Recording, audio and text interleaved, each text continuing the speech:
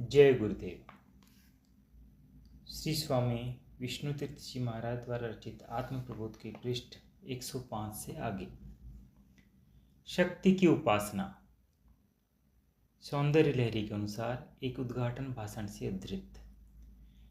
शिव शक्त्या युक्तो यदि भवति सक्तः प्रभवितुं न चेदेवं देवा न खलु कुशलः स्पन्दितुमपि अतत्त्वा माराध्यां हरिहर विरञ्चादिभिरपि प्रणन्तुं स्तोतुं वा कथं कृत पुण्य प्रभवति। अर्थात भगवती के उपासक भक्तजनों को यह तो अवश्य ज्ञात होना चाहिए कि उपासना का फल क्या होता है। बहुत से लोग उपासना का फल यह चाहते हैं कि उन्हें पुत्र मिले, धन मिले अथवा अन्य प्रकार के सांसारिक सुख, वैभव, संपदा प्राप्त हो, परंतु भगवती की उपासना का वास्तविक फल तो संसार की जंजालमयी दुखमयी यात्रा से छुटकारा पाना है। हमारे सनातन धर्म का यह विशेष महत्व है कि हम भगवान तथा भगवती में कोई भेद नहीं मानते। जो भगवान है वही भगवती है, जो भगवती है वही भगवान है। शिव और शक्ति दोनों एक हैं। बिना शक्ति के शक्तिमान का कोई अस्तित्व नहीं है। भगवान या शंकर किसी को दर्शन नहीं देते, परंतु जब वे अपने भक्तों पर कृपा करते हैं तो अपनी शक्ति के माध्यम से ही दर्शन देते हैं। भगवान की वह शक्ति कहाँ पर नहीं है। सारा जगत उस शक्ति का ही खेल है। जो कुछ भी दृष्टिगोचर होता है वह सब शक्ति के ही विस्तार के अतिरिक्त कुछ भी नहीं है, चाहे वह जड़ रूप में हो अथवा चेतना रूप में हो। वेद कहता है कि आप लोगों में जो चेतना है वह शक्ति की परछाई है, परंतु यदि किसी से पूछा जाए कि तुम्हारे अंदर जो शक्ति है वह किसकी है, तो वह कहेगा कि मेरी है। वह यह भूल जाता है कि सारी शक्ति उस आदि शक्ति की छाया है, चाहे वह हम उसे प्रतिबिंब कहें, प्रकाश कहें, कुछ भी कहें, किंतु उस आदि शक्ति के अतिरिक्त अन्य कोई शक्ति नहीं है। उसी शक्ति का प्रकाश हमारे शरीर, मन, बुद्धि में व्याप्त हो रहा है। इसी प्रकाश के द्वारा हमें उसको प्राप्त करना है जिसकी यह प्रकाश है। प्रकाश को पकड़कर हमें वही जाना है जहाँ से वह प्रकाश आ रहा है। उपासना के संबंध में वास्तविकता तो यही है, किंतु कई लोग इधर उधर भटक जाते हैं और याचना करते हैं, माँ मुझे ये चाहिए, मुझे वह चाहिए। जैसा कि सभी माताओं को ज्ञात है कि छोटे बच्चे की जो अभी अज्ञान है, जो समझ नहीं सकता कि उसका भला बुरा किसमें है, हर एक इच्छा पूरी नहीं की जा सकती। उसकी कई इच्छाएं जिनको पूरा करने में माता समर्थ भी है, उसके अहित में समझकर पूरी नहीं करती। माता पहले विचार करती है कि इस वस्तु को देने से बच्चे का लाभ होगा या हानि होगी। जब सामान्य सांसारिक माताएं भी इस प्रकार सोचती हैं, तो क्या वह जगन माता ऐसा नहीं सोचेंगी कि भक्त उससे जो मांग रहा है वही देना उसके हित में है अथवा अहित में है। अतः चाहे भगवती की हो, चाहे शंकर की अथवा अन्य किसी भी रूप में भगवान की उपासना करते समय सर्वप्रथम ध्यान देने योग्य बात यह है कि हमको कुछ कामना करके उपासना नहीं करनी है। यदि कोई इच्छा हो भी तो केवल भगवत कृपा की ही इच्छा हो। भगवती जब कृपा करेंगी तो वह कैसे हो सकता है कि उसको कुछ न मिले अथवा उसके दुख शेष रहें। माँ अपने बच्चे से यदि प्रेम करेगी तो उस बच्चे का कल्याण होगा, उसको हानि होने की संभावना कैसे हो सकती है। इसी दृष्टिकोण को लेकर हमें भगवती के समक्ष जाना चाहिए। हे माँ, आप मुझ पर प्रसन्न हो, मुझ पर कृपा करें। प्रश्न किया जा सकता है कि भगवती कहाँ रहती है। इसका एक उत्तर तो यह हो सकता है कि भगवती कहाँ नहीं रहती। उसकी व्यापकता सर्वत्र है। ऐसा कोई स्थान नहीं जहाँ वह न हो, किंतु यदि वह सर्वव्यापक है तो उसे सबके हृदय में ही प्रकाश होना अवश्य होना चाहिए। अतः हमें चाहिए कि जिस समय उस भगवती का जिसका प्रकाश हमारे शरीर में है, ध्यान अपने अंतर में करें तो उस भगवती के प्रकाश के द्वारा ही करें। ऐसा करने से हमें आध्यात्मिक लाभ होगा, सांसारिक लाभ होगा। सांसारिक लाभ किसे नहीं होता। जो भी मनुष्य जिस फल का अधिकारी होता है वह तो उसको मिलता ही है। आप भी जिसके अधिकारी हैं वह आपको क्यों नहीं मिलेगा। संसार का यही व्यवहार है। फिर हमें इस बात के लिए चिंता करने की आवश्यकता ही क्या है।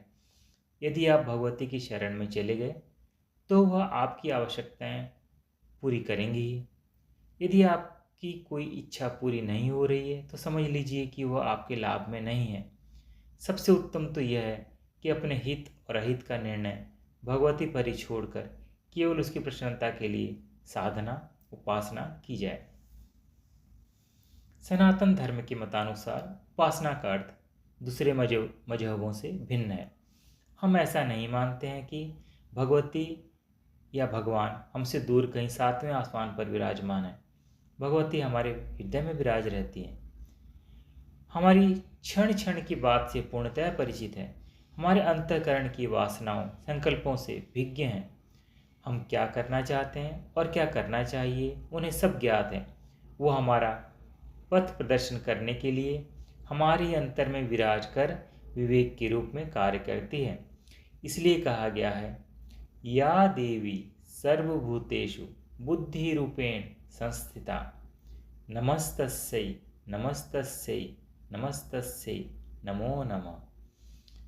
जिन लोगों ने सप्तशती पढ़ी है वे जानते हैं कि उसमें हमारे अंदर अनेक रूपों में भगवती के विद्यमान होने का किस प्रकार उल्लेख किया गया है। अतः विराजमान भगवती को हमें अंतर में ही जागृत करना है। यह जागृति भावपूर्ण साधनाओं के द्वारा की जाती है। जागृति के पश्चात भगवती साधक से बातें करती है, किंतु उसके लिए साधक का अधिकारी होना आवश्यक है। अतः हमें अधिकारी को भगवती की इच्छा में विलीन कर देना अनिवार्य है। कई लोग पूछते हैं कि यदि शक्ति की जागृति अपने अंतर में ही होनी है तो बाहर पत्थर की मूर्ति प्रतिष्ठित करने का क्या प्रयोजन है, क्या आवश्यकता है। यदि गंभीरतापूर्वक विचार किया जाए तो ये बात आसानी से समझी जा सकती है। सर्वप्रथम तो जब हम भगवती अथवा भगवान के दर्शन करने की इच्छा से मंदिर की ओर अग्रसर होते हैं तभी हमारे अंतः में एक सात्विक भाव उदय हो उठता है। प्रतिमा को प्रणाम करते समय मन में भगवान का स्मरण हो उठता है। दर्शन की भावना लेकर मंदिर की ओर जाने से मन के कुविचार अशुद्ध संकल्प हटकर उनके स्थान पर सद्विचार और शुद्ध संकल्प पैदा होते हैं। जो लोग प्रायः मंदिर में एकत्रित होते अथवा दर्शनार्थ जाते हैं उनके सात्विक भावों शुद्ध संकल्पों एवं सद्विचारों के कारण एक सात्विक वातावरण का निर्माण हो जाता है। ऐसे वातावरण में प्रवेश करने पर साधक भक्त को भी उसका प्रभाव अनुभव होता है। अतः हमें यह मानना ही पड़ता है कि मंदिरों धर्म स्थानों की आवश्यकता है। इसके साथ साथ भगवती की प्रतिमा को पत्थर की मूर्ति मात्र समझने की भूल कभी नहीं करनी चाहिए। यदि हम पत्थर पर का ध्यान करेंगे तो हम भी पत्थर बन जाएंगे, क्योंकि मन का स्वभाव है कि वो जिसको ध्यान करता है स्वयं भी ऐसा ही बन जाता है। अब इस प्रतिमा के बारे में विचार करें। जयपुर में एक कारीगर ने इसका निर्माण किया। एक भक्त माता ने इसे वहां से लाकर मंदिर में प्रबंधकों को स्थापनार्थ भेंट किया, परंतु जब इसकी प्राण प्रतिष्ठा नहीं की गई तब तक इसका पूजन नहीं किया गया। हम सब में जो प्राण है वह इस मूर्ति में भी निहित है। इस प्रकार भगवती इस मंदिर के अंदर विशेष रूप से प्रतिष्ठित की गई हैं। वेद मंत्रों के द्वारा उसका आह्वान कर उससे प्रार्थना की गई है, माता आप हमारे ऊपर कृपा करें, आप सब जगह व्याप्त हैं, आप जहाँ पर भी निवास कीजिए। यदि आप शंका करें कि जब भगवती सब जगह व्याप्त है तो यहाँ पर विशेषता क्या है। आप घर के अंदर भोजन बनाने के लिए चूल्हे में लकड़ी रखते हैं, किंतु वह लकड़ी भोजन नहीं बना सकती। उसके लिए उस लकड़ी के अंदर की अग्नि को प्रज्वलित करना आवश्यक है। इसी प्रकार सब जगह व्याप्त शक्ति की मूर्ति को के अंदर भी प्रज्वलित किया जाता है, प्रकट किया जाता है, तभी वह पूज्य मानी जाती है। इस प्रकार सनातन धर्म में यह पद्धति प्रचलित है। जिसमें मूर्ति के माध्यम से भक्त भगवती की उपासना, ध्यान, स्मरण करता है। कई लोग इस पद्धति की निंदा करते हैं, किंतु वे स्वयं अनभिज्ञ हैं। हम मूर्तियों के पुजारी नहीं हैं, वरन भगवती भगवान के उपासक हैं, जो सब जगह व्याप्त है, हमारे हृदय में भी है। जिस प्रकार इस मूर्ति में प्राण प्रतिष्ठा हुई है, इस प्रकार हम अपने हृदय में विराजमान भगवती को प्रकाशमान, प्रकट और प्रज्वलित करना चाहते हैं। अभी हमारे अंदर वासनाएं भरी हैं, सांसारिक प्रभाव से हमारी बुद्धि दूषित है, अतः हमारा मन शुद्ध नहीं होता, एकाग्रता ग्रहण नहीं करता। भगवती का ध्यान करते करते उसकी कृपा संपादित होने पर मन शुद्ध, शांत हो जाएगा, इधर उधर भटकने का अभ्यास छोड़ देगा, विषमता से विरल हो जाएगा। अतः आप लोग सांसारिक गंदगी से मन को हटाकर भगवती के ध्यान में केंद्रित करें। बाहर इस मूर्ति में जो भगवती विराज रही है, वही आपके हृदय में भी प्रकट होगी, तभी आपका कल्याण हो जाएगा। ओम तत्सत। पृष्ठ 110 की समाप्ति। जय गुरुदेव।